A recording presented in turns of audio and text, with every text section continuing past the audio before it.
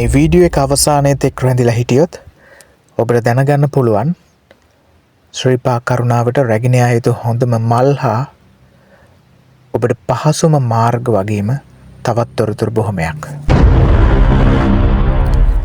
සාමාන්‍ය කන්දක් නගිනවා කියලා හිතාගෙන ශ්‍රීපා කරුණාව ආරම්භ කරන්න එපා. විශේෂයෙන් අධික වර්ෂාවට හා තද සීතලට මුහුණ දෙන්න පුළුවන් ඇඳුම් පැළඳුම් ඔබේ ගමන් මල්ලට එකතු කරගන්න. ඒ වගේම හිසේ කැක්කුම්, අත්පා වේදනා, බඩේ අමාරු වෙන ශාරීරික අවශ්‍යතා සඳහා ප්‍රථමාධාර රැගෙන යන්නත් අමතක කරන්න එපා. සිරිපා වාරය ආරම්භ වෙන්නේ දෙසැම්බර් මාසයේ පුර 15ක පොහොයේ සිට අප්‍රේල් මාසයේ පුර 15ක පොහොය දක්වා. මෙම කාලය සිරිපා කරුණාවට යෝග්‍ය වන්නේ කාලගුණයේ තරමක් නිහඬ වන කාලයක් නිසා. මෙම කාලය තුළ මාර්ගය හොඳින් ආලෝකමත් වෙනවා වගේම ඔබේ මහන්සිය නිවා ගන්න තේ කඩ හා විවේකාගාරත් තියෙනවා. ජූනි මාසයේ ඉඳන් නොවැම්බර් දක්වා සිරිපා වාරය. මේ කාලයේදී මාර්ගය අඳුරුයි වගේම කිසිම කඩයක් විවෘතව තියෙන අපට බලාගෙන හම්බ වෙන්නේ නැහැ. කොටින්ම කිව්වොත් ඔබට කිසිම පහසුකමක් හම්බ වෙන්නේ නැහැ. ගම්මුනම් කියන්නේ මේ කාලේ දෙවි දේවතාවුන් සිරිපා කරුණා කරන කාලය කියලා.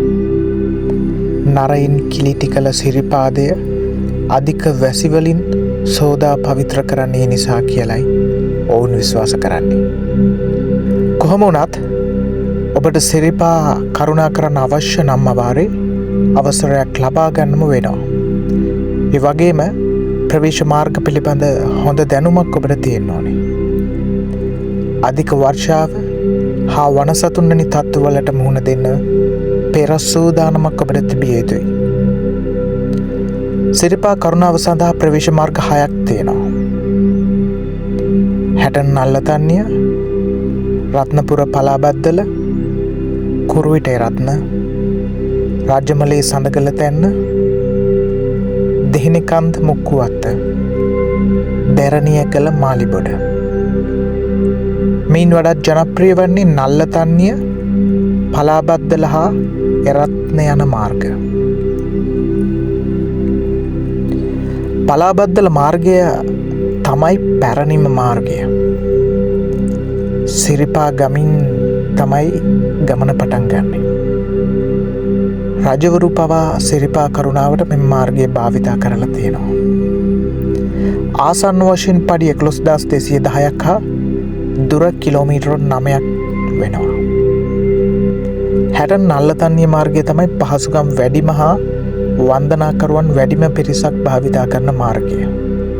විදුලි ආලෝකය අම්බලන් වෙළඳසැල් වගේම සාපේක්ෂ දුර මීට හේතුවක්. මළුවට පඩි 13944ක් හා කිලෝමීටර 6ක පමණ දුරක් තියෙනවා. කුරුවිට එරත්න මාර්ගය තමයි ලස්සනම හා දුෂ්කරම මාර්ගය. පඩි නගින්න අමාරු අයට මේ පාර තෝරගන්න හොඳයි. හැබැයි කිලෝමීටර 12ක් තියෙනවා. රජමලේ සඳගල තැන්න තමයි කෙටිම මාර්ගය. දුර කිලෝමීටර 5යි. නමුත් ප්‍රධාන පාරක් නොවන නිසා විදුලිය, අම්බලන් හා වෙළඳසැල් වැනි පහසුකම් අඩුයි. දැරණියගල මාලිබොඩ මාර්ගය වනගත දුෂ්කර මාර්ගයක්. වෙළඳසැල්, අම්බලම් හා ආලෝක පද්ධතියකුත් නැහැ. මේ මගකින් එරත්න මාර්ගයට සම්බන්ධ වෙනවා. දුර කිලෝමීටර 12ක්. දෙහෙනිකන්ද මුක්කුවත්ත මාර්ගය තමයි දුෂ්කරම හා දුරම පාර. විදුලිය, අම්බලම් හා වෙළඳසැල් හැබැයි කිලෝමීටර 14ක් තියෙනවා. සමනලකන්ද මුහුදු මට්ටමේ ඉඳන් මීටර 2243ක් උසයි.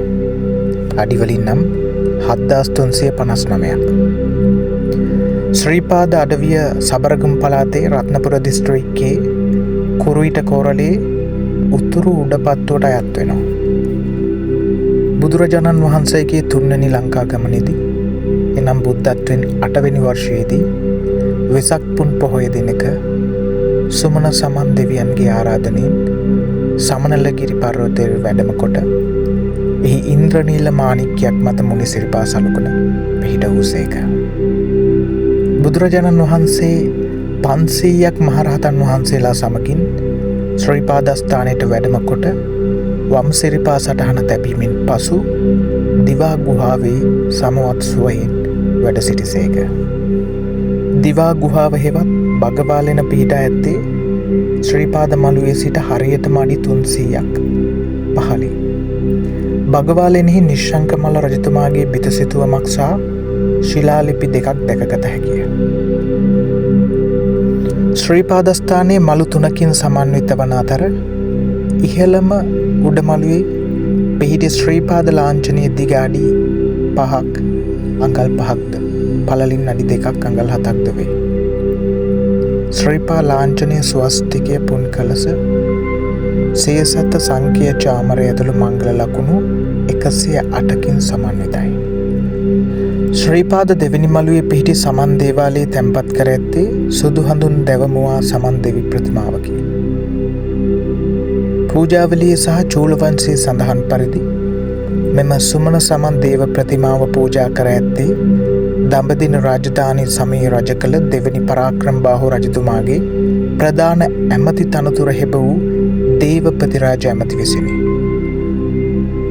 අඩි 1.5ක් පමණ උස මෙම ප්‍රතිමාව දැනට ලංකාවේ ඇති පැරණිම දේව ප්‍රතිමාව ලෙස සැලකේ.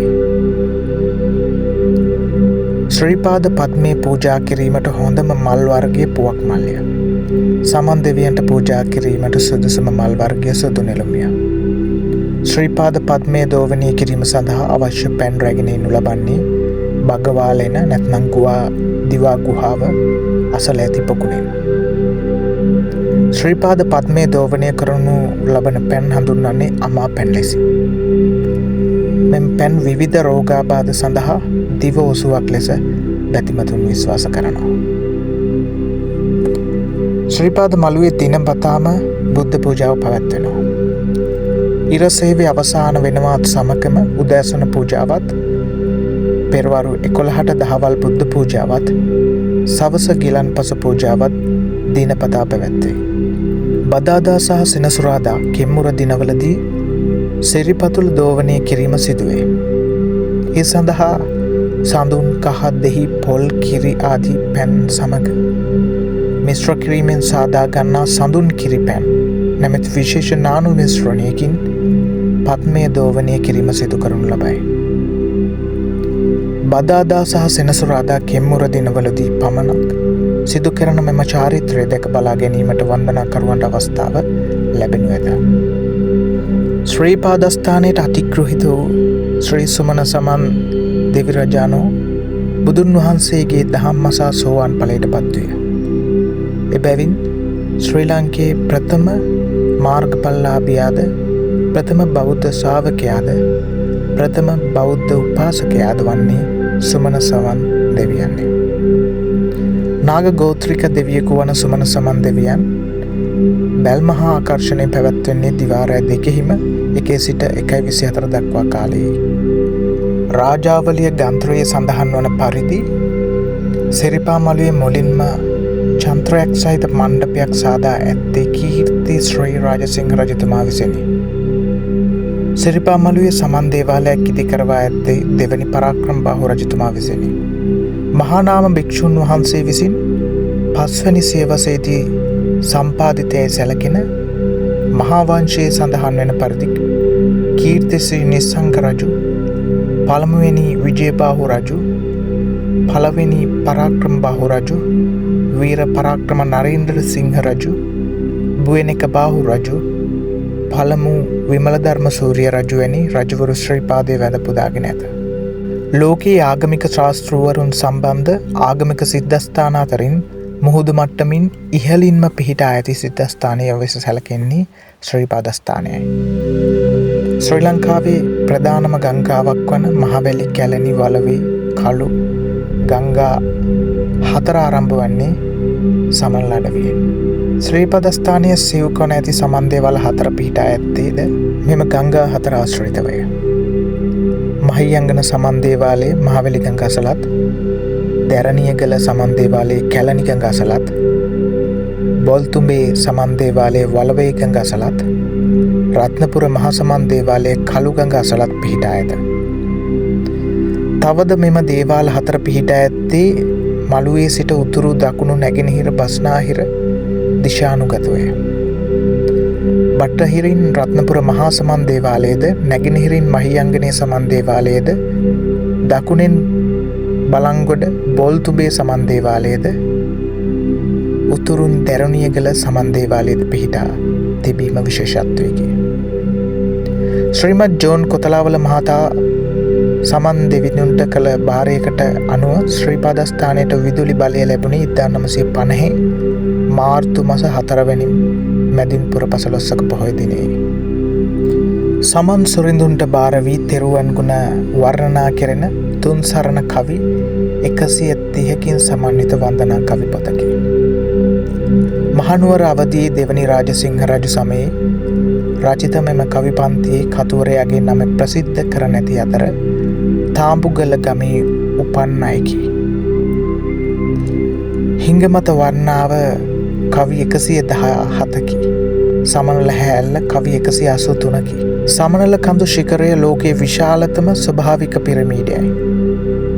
මේ වටා ඇති පරිවාර කඳු ලෙස බෑන සමනල, ධර්මරාජගල, කුණුදිය පර්වතය, ගරවිල, ලිහිණිහෙළ, ඉන්දිකටුපාන කඳු පිහිටා ඇත.